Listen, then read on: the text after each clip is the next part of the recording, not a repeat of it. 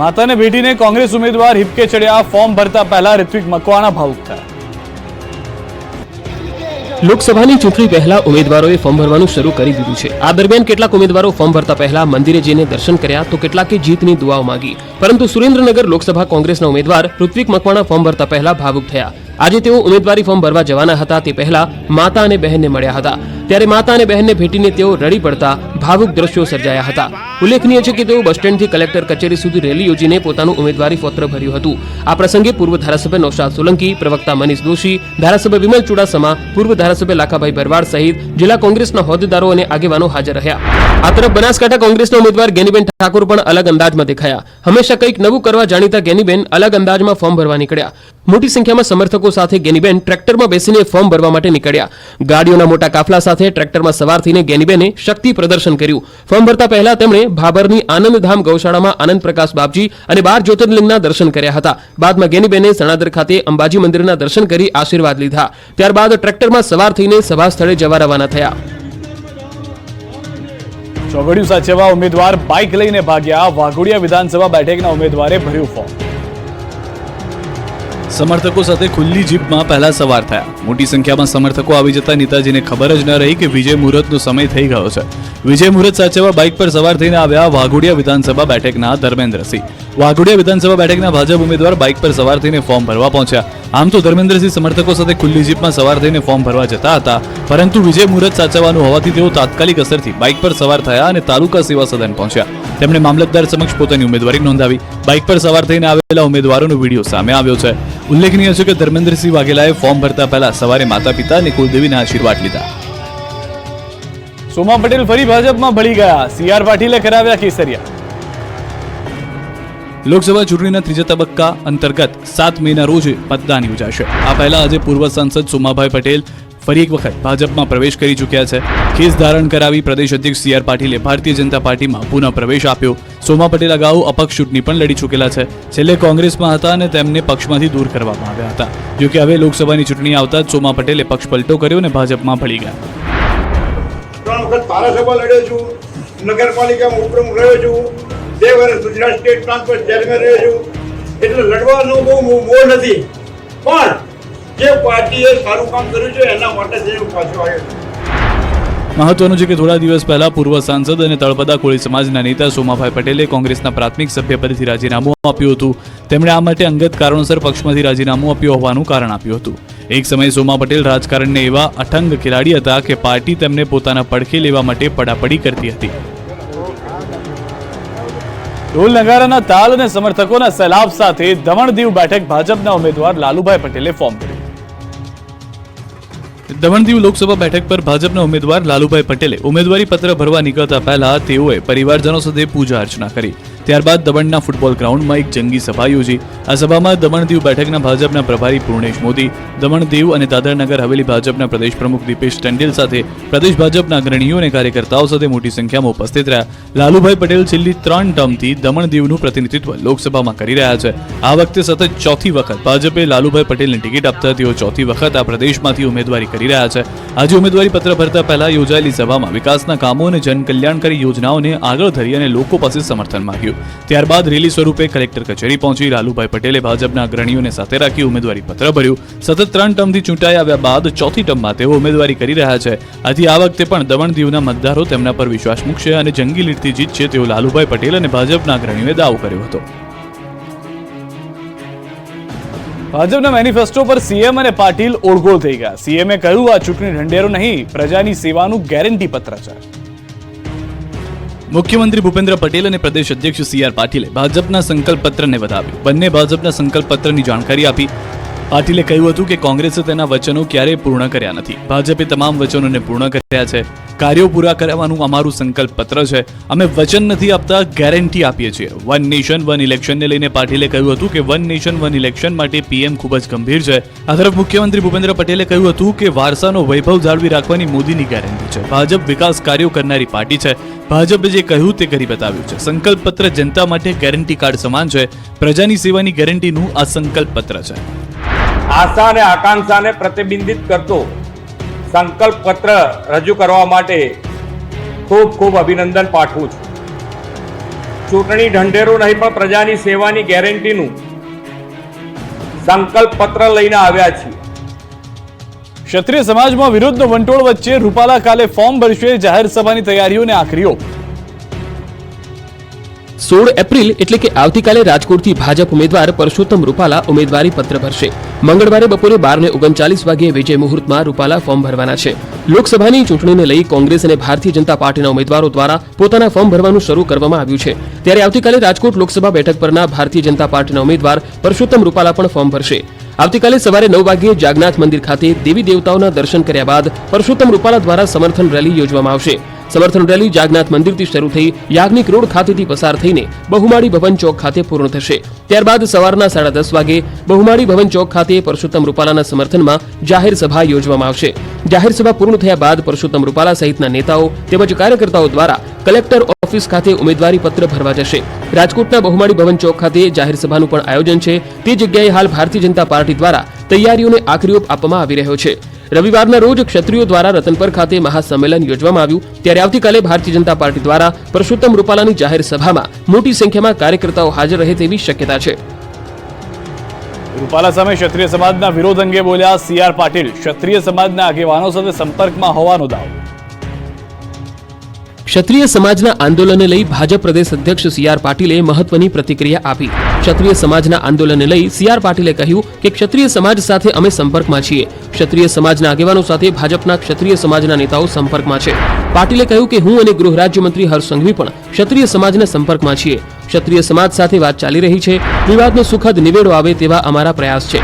મહત્વનું છે કે રૂપાલાના નિવેદન બાદ સમગ્ર રાજ્યમાં ક્ષત્રિય સમાજ દ્વારા વિરોધ કરાઈ રહ્યો છે. હાલમાં જ રાજકોટમાં યોજાયેલ ક્ષત્રિયોના સંમેલનમાં વિશાળ જનમેદની ઉમટી હતી. આ આંદોલનને લઈને પાટીલે કહ્યું કે સુખદ નિવેડો આવે એવા અમારા પ્રયાસો છે. એમના આગેવાનો સાથે ભારતીય જનતા પાર્ટીના પણ ક્ષત્રિય સમાજના આગેવાનો પણ મુખ્યમંત્રીશ્રી પોતે હું હર્ષ અમે બધા જ એમની સાથે સંપર્કમાં છે. એમની સાથે વાત ચાલી રહી છે અને એનો સુખદ નિવેડો આવે એના માટે અમારા પ્રયત્ન છે. અમે એના માટે ગંભીર છીએ. ભાવનગરમાં CR પાટીલથી હાજરીમાં જ બુથ પ્રમુખ સંમેલન યોજાયું. પાટીલે આપ્યો જીતનો મંત્ર. ચૂંટણી નજીક છે ત્યારે પ્રચાર જોર પકડી રહ્યો છે. ભાવનગર ખાતે ગુજરાત ભાજપ અધ્યક્ષ CR પાટીલની ઉપસ્થિતિમાં બુથ પ્રમુખ સંમેલન યોજાયું. કાર્યક્રમમાં ભાવનગર અને બોટાદ જિલ્લાના 1000થી વધુ બુથ પ્રમુખો હાજર રહ્યા. CR પાટીલે કાર્યકર્તાઓને સંબોધન કર્યું. તેમણે જણાવ્યું કે વિધાનસભાની ચૂંટણીમાં આપણે ભલે 156 સીટ જીત્યા, પરંતુ થોડીક ભૂલના કારણે આપણે કેટલીક સીટો ગુમાવી, નહીંતર આપણે 176 સીટ જીત્યા હોત. આ ચૂંટણીમાં તમામ 26 સીટ જીતવા માટે કાર્યકર્તાઓને આકરી મહેનત કરવા પાટીલે હાકલ કરી. પાટીલે કહ્યું કે પેજ કમિટી અને બૂથ પ્રમુખો પોતાની જવાબદારી સમજી મતદાન સમયે કોઈ કચાશ ના રહી જાય તે મુજબ મતદાન કરાવે. ખાસ વડીલો દિવ્યાંગોના મતદાન અંગે પણ તાકીદ કરતા કહ્યું કે તેનો સંપર્ક કરી તેના મતદાનની ગોઠવણી કરવી. સંમેલનમાં CR પાટીલે કાર્યકર્તાઓને ચૂંટણી જીતવા માટેનો મંત્ર આપ્યો. પાટીલે કહ્યું કે સતત ત્રીજી વાર આપણે પ્રધાનમંત્રી તરીકે નરેન્દ્ર મોદીને જીતાડવાના છે. આમ તો સિંહના ટોળા ન હોય, પરંતુ ગીર સોમનાથમાં એક સાથે 8 સાવજો દેખાયા. કહેવત છે કે સિંહોના ટોળા ન હોય, એ વાતને ખોટી સાબિત કરતો વિડીયો ગીરમાં સામે આવ્યો. ઉનાના ગરાળ ગામ તરફ જતા રોડ પર ભાગ્યે જ જોવા મળતી ઘટના દેખાઈ. એક સાથે રોડ પર 8 સિંહોની લટાર મારતો વિડીયો સોશિયલ મીડિયામાં વાયરલ થયો. ઉનાના ગરાળ રોડ પર મોડી રાત્રિના સમયે સિંહ પરિવારનું નાઇટ પેટ્રોલિંગ કરતા હોય તેમ રસ્તા પર લાઇનમાં એક સાથે 8 સિંહ પસાર થયા હતા. સિંહોની આ તસવીરના દ્રશ્યો પાછળ એક વાહન ચાલકે મોબાઈલના કેમેરામાં કેદ કરી લીધા. ગીર જંગલના વન્ય પ્રાણીઓ ગીર બોર્ડરની નજીકના ગ્રામ્ય વિસ્તારોમાં અવારનવાર આવી ચડતા હોય છે. સીમવાડી વિસ્તારમાં તેમજ ગામની મધ્યમાં ઘૂસી જઈ રેડિયાર પશુઓનું મારણ કરી બાદમાં ચાલ્યા જતા હોય છે. ત્યારે ઉનાના ગરાળ રોડ ઉપર એક સાથે 7 સિંહ પરિવાર રાત્રિના આરામથી રસ્તા ઉપર જતા હોય એવા દ્રશ્યો જોવા મળ્યા. ભીષણ ગરમી વચ્ચે અમદાવાદ વાસીઓ ત્રાહિમામ. એએમસીએ બગીચામાં પાણી રાખવાના આદેશને પણ ગોળીને પી ગયા. કોર્પોરેશન દ્વારા હીટ એક્શન પ્લાનમાં શહેરના તમામ બગીચા 11 વાગ્યા સુધી ખુલ્લા રાખવાનો અને પાણીની વ્યવસ્થા પૂરી કરવાનો આદેશ આપવામાં આવ્યો હતો, પરંતુ શહેરના કેટલાક ગાર્ડનમાં આજ દિન સુધી પાણીની કોઈ વ્યવસ્થા નથી કરાઈ. ભર ઉનાળે બગીચાની મુલાકાતે આવતા મુલાકાતીઓ તરસ્યા રહે છે. સવારે સાંજે જોગિંગ કરવા અને વેકેશન દરમિયાન સમય પસાર કરવા આવતા લોકો માટે ગાર્ડન બેસ્ટ ઓપ્શન છે. એવામાં ભર ઉનાળે અમદાવાદમાં મુલાકાતીઓ માટે ગાર્ડન એક આશરો છે, પરંતુ આ જ આશ્રય સ્થાન પર નથી મૂકવામાં આવી પાણીની કોઈ વ્યવસ્થા. અમદાવાદ શહેરમાં આવા કેટલાક ગાર્ડનની તપાસ ન્યૂઝ 18 કરી ત્યારે ખબર પડી કે પાણી માટે લોકો ટળવળે છે. સૌપ્રથમ નજર કરો સેટેલાઇટ વિસ્તારમાં ઇસ્કોન પાસે આવેલા મહિલા ગાર્ડનને, જ્યાં લોકો માટે કુલર મુકાયા પણ પાણી નથી આવતું. આ તરફ બોડકદેવના ગાર્ડન પર જેને નામ આપવામાં આવ્યું છે અશ્વિની પાર્ક, પરંતુ ગાર્ડનની હાલત એટલી ખરાબ છે કે મુલાકાતીઓ ત્રાહિમામ પોકારી ગયા છે. ગાર્ડનમાં કુલર છે પણ પાણી નથી. યુરિનલ માટે વ્યવસ્થા છે પણ અહીં શ્વાન આરામ ફરમાવે છે. અહીં એટલી દુર્ગંધ મારે છે કે ગાર્ડનમાં સ્થળની નજીક કોઈ બેસતું નથી. એક ડેટા મુજબ અમદાવાદ શહેરમાં આવેલા 205 ગાર્ડનમાંથી 177 જેટલા ગાર્ડન એવા છે જ્યાં પીવાનું પાણી પણ મળતું નથી. વડોદરાના મંદિરમાં ચોરીનો ભેદ ઉકેલાયો, નાગપુરથી ચોરીનો આરોપી પકડાયો. માત્ર વડોદરા કે રાજ્યમાં જ નહીં પરંતુ દેશના કેટલાય મંદિરોમાં હાથ ફેરો કરનાર આવી ગયો પોલીસના સકંજામાં. વડોદરાના ઇસ્કોન મંદિરમાંથી ચોરી કરનારો આરોપી લાખોના મુદ્દામાલ સાથે ઝડપાઈ ગયો. વડોદરાના ગોત્રી રોડ પર આવેલા ઇસ્કોન મંદિરમાંથી મૂર્તિઓના શણગાર, શયન અને આભૂષણો સહિત કુલ 1.5 લાખની મતાની ચોરી કરનાર રીઢા ચોરને પીસીબીએ ઝડપી પાડ્યો. અગાઉ કર્ણાટક અને આંધ્રપ્રદેશમાં મંદિરમાં ચોરી કરવાના ગુનામાં આ તસ્કર પકડાઈ ચૂક્યો છે. આ સિવાય પણ તે અલગ અલગ રાજ્યોમાં તેને વિવિધ મંદિરોમાં ચોરી કરી ચૂક્યો છે. આરોપી પાસેથી પોલીસ 20.73 લાખનો મુદ્દામાલ જપ્ત કર્યો.